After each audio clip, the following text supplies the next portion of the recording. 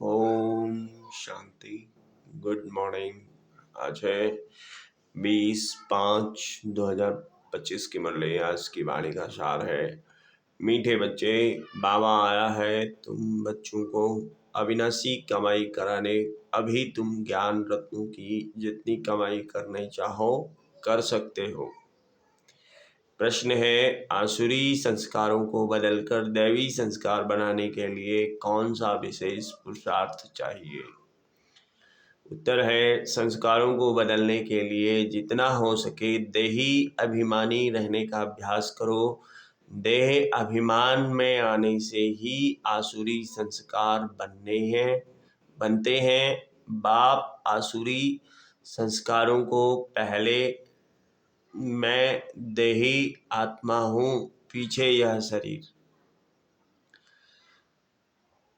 गीत है, तूने रात गवाई सो के दिन गवाया खाए के अब। ओम शांति। यह गीत तो बच्चों ने बहुत बार सुने हैं। रूहानी बच्चों प्रति रूहानी बाप सावधानी देते रहते हैं कि यह समय खोने का नहीं है, यह समय बहुत भारी कमाई करने का है। कमाई कराने के लिए ही बाप आया हुआ है। कमाई भी अथाह है, जिसको जितना कमाई करनी हो उतनी कर सकते।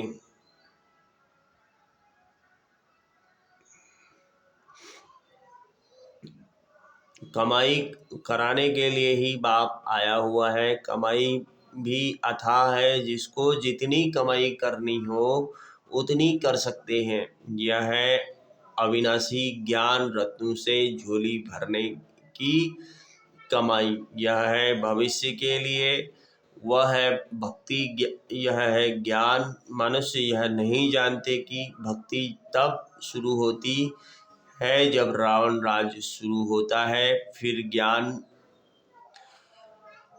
तब शुरू होता है जब बाप आकर राम राज्य स्थापन करते हैं। ज्ञान है ही नई दुनिया के लिए, भक्ति है पुरानी दुनिया के लिए। अब बाप कहते हैं, पहले तो अपने को देही आत्मा समझना है। तुम बच्चों की बुद्धि में है हम पहले आत्मा हैं, पीछे शरीर है, परंतु ड्रामा प्लान अनुसार मनुष्य सब रॉन्ग हो गए हैं।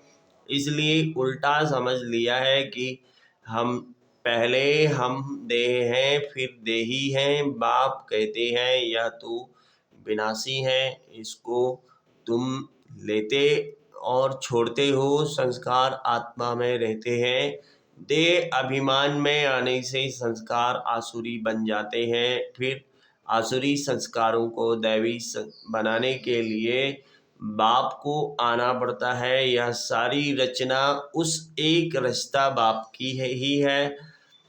उनको सब फादर कहते हैं, जैसे लौकिक बाप को भी फादर भी कहा जाता है। बाबा और मम्मा यह दोनों अक्सर बहुत मीठे हैं। रचता तो बाप को ही कहेंगे।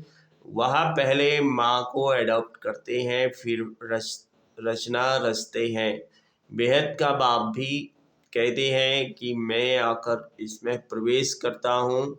इनका नाम बाला है, कहते भी हैं भागीरथ। मनुष्य का भी चित्र दिखाते हैं, कोई बैल आदि नहीं है। भागीरथ मनुष्य का तन है। बाप ही आकर बच्चों को अपना शरीर परिचय देते हैं। तुम हमेशा कहो हम बाप दादा के पास आते हैं। सिर्फ बाप कहेंगे तो वह निराकार हो जाता। निराकार बाप के पास तो तब जा सकते जब शरीर छोड़े। ऐसे तो कोई भी जा नहीं सकते। यह नॉलेज बाप ही देते हैं। यह नॉलेज है ही बाप के पास। अविनाशी ज्ञान रत्नों का खजाना है। बाप है ज्ञान रत्नों का सागर। पानी की बात नहीं, ज्ञान रत्नों का भंडारा है, उनमें नॉलेज है। नॉलेज पानी को नहीं कहा जाता। जैसे मनुष्य को बैरिस्टरी, डॉक्टरी आदि की नॉलेज होती है, यह भी नॉलेज है। इस नॉलेज के लिए ही ऋषि मुनि आदि सब कहते थे कि रचता और रचना के आदि मध्य अंत की नॉलेज हम नहीं जानते, वह तो एक रचता ही जाने।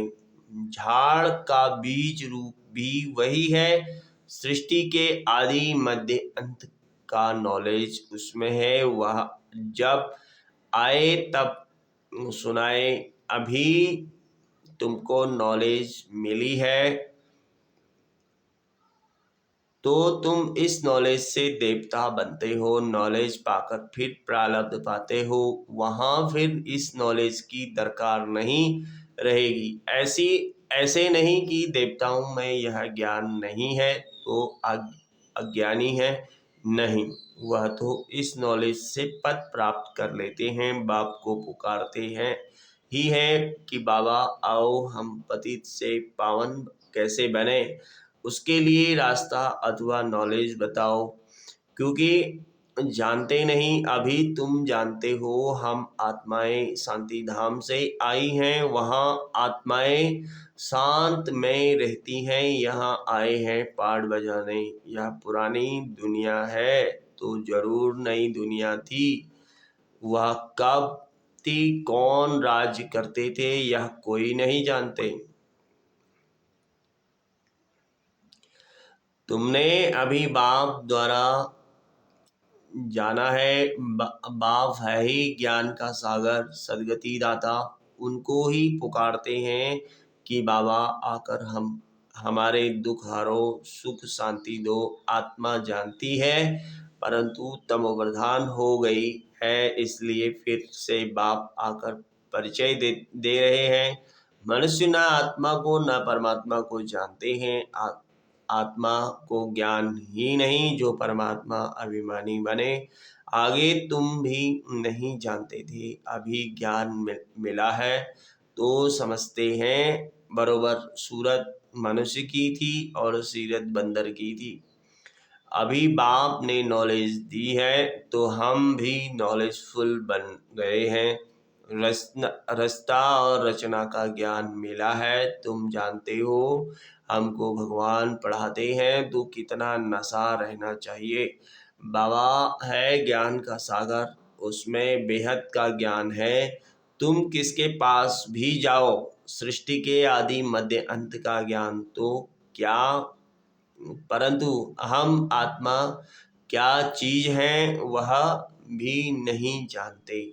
बाप को याद भी करते हैं, दुख हरता सुख करता, फिर भी ईश्वर सर्वव्यापी कह देते हैं। बाप कहते हैं ड्रामा अनुसार उन्हों का भी कोई दोष नहीं, माया बिल्कुल ही तुच्छ बुद्धि बना देती है कीड़ों को, फिर गंध में ही सुख भासता है। बाप आते हैं गंध से निकालने, मनुष्य दलदल में फंसे हुए हैं, ज्ञान का पता ही नहीं है तो क्या करें, दुवन में फंसे पड़े हैं, फिर उनको निकालना ही मुश्किल हो जाता है। निकाल कर आधा पौना तक ले जाओ फिर भी हाथ छुड़ाए गिर पड़ते हैं।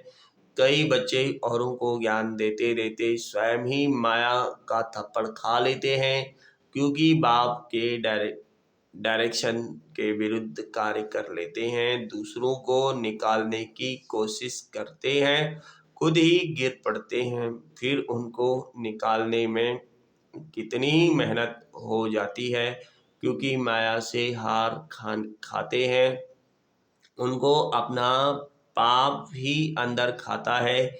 माया की लड़ाई है ना, अभी तुम युद्ध के मैदान पर हो, वह है बाहुबल से लड़ने वाली हिंसक सेवाएं, तुम हो अहिंसक, तुम राज्य लेते हो अहिंसा से। हिंसा दो प्रकार की होती है ना, एक है काम कटारी चलाना और दूसरी हिंसा है किसको मारना पीटना। तुम अभी डबल अहिंसक बनते हो, यह ज्ञान बल की लड़ाई कोई नहीं जानते। अहिंसा किसको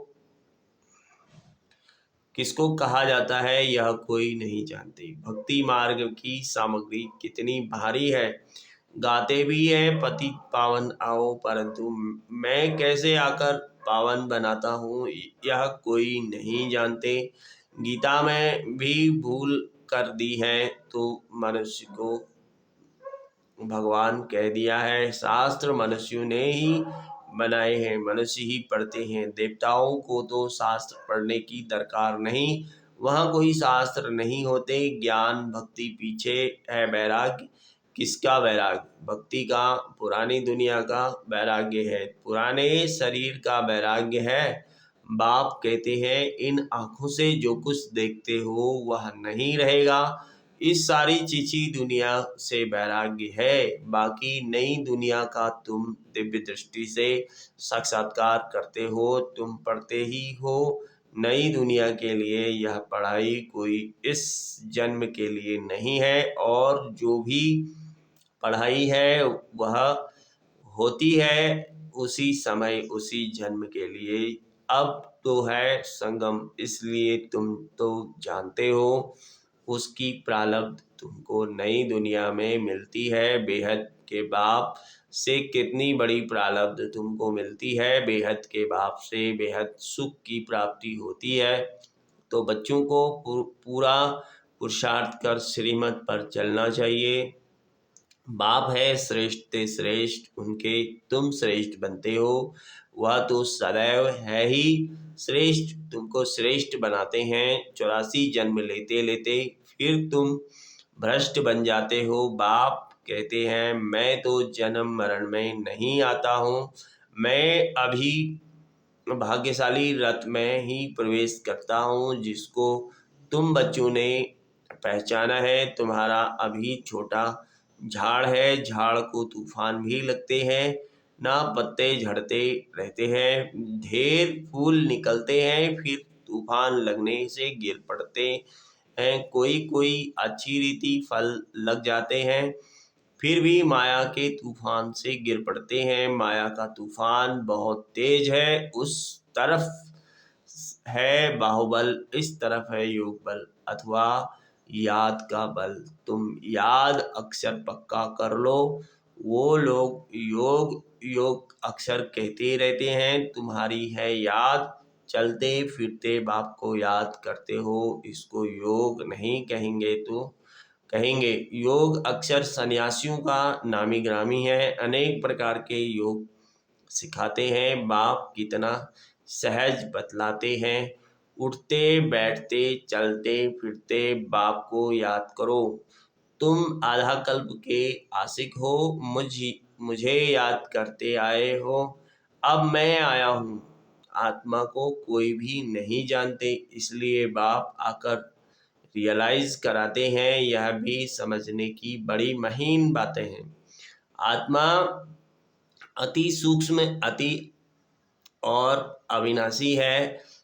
न आत्मा विनाश होने वाली है, न उनका पार विनाश हो सकता है। यह बातें मोटी बुद्धि वाले मुश्किल समझ सकते हैं, शास्त्रों में भी यह बातें नहीं है। तुम बच्चों को बाप को याद करने की बहुत मेहनत करनी पड़ती है। ज्ञान तो बहुत सहज है, बाकी विनाश काले प्रीत बुद्धि और विपरीत बुद्धि, यह याद के लिए कहा जाता है। याद अच्छी है तो प्रीत बुद्धि कहा जाता है। प्रीत भी अव्यभिचारी चाहिए। अपने से पूछना है हम बाबा को कितना याद करते हैं, यह भी समझते हैं। बाबा से प्रीत रखते रखते जब कर्मातीत अवस्था होगी तब यह शरीर छूटेगा और लड़ाई लगेगी। जितना बाप से प्रीत होगी तो तमो प्रधान से सतो प्रधान बन जाएंगे। इम्तहान तो एक ही समय होगा ना, जब पूरा समय आता है सबकी प्रीत बुद्धि हो जाती है, उस समय फिर विनाश होता है। तब तक झगड़े आदि लगते रहते हैं। विलायत वाले भी समझते हैं अभी मौत सामने है। कोई प्रेरक है जो हमसे बॉम्ब बनवाते हैं, परंतु कर क्या सकते हैं, ड्रामा की नूंद है ना। अपनी ही साइंस बल से अपने कुल का मौत लाते हैं। बच्चे कहते हैं पावन दुनिया में ले जाओ, तो शरीरों को थोड़े ही ले जाएंगे, बाप कालों का काल है ना, यह बातें कोई नहीं जानते। गाया हुआ है, मिरवा मौत मलू का शिकार, वह कहते विनाश बंद हो जाए, शांति हो जाए। अरे विनाश बिगर सुख शांति कैसे स्थापन होगी? इसलिए चक्र पर जरूर समझाओ। अभी स्वर्ग के गेट खुल रहे हैं, बाबा ने कहा है। इस पर भी एक पुस्तक छपाओ, गेटवे टू शांति धाम सुखधाम। इसका अर्थ भी नहीं समझेंगे, है बहुत सहज, परंतु कोटू में कोई मुश्किल समझते हैं। तुमको प्रदर्शनी आदि में कभी दिल शिकस्त नहीं होना चाहिए। प्रजा तो बनती है ना, मंजिल बड़ी है, मेहनत लगती है, मेहनत है याद की, उसमें बहुत फेल होते हैं। याद भी अभिविचारी चाहिए।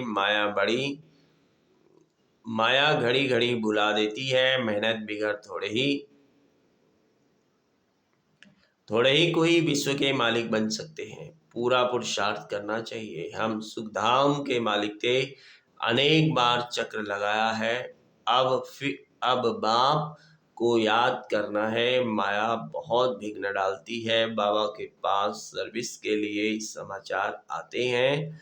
आज बुद्ध विद्युत मंडली को समझाया, आज यह किया।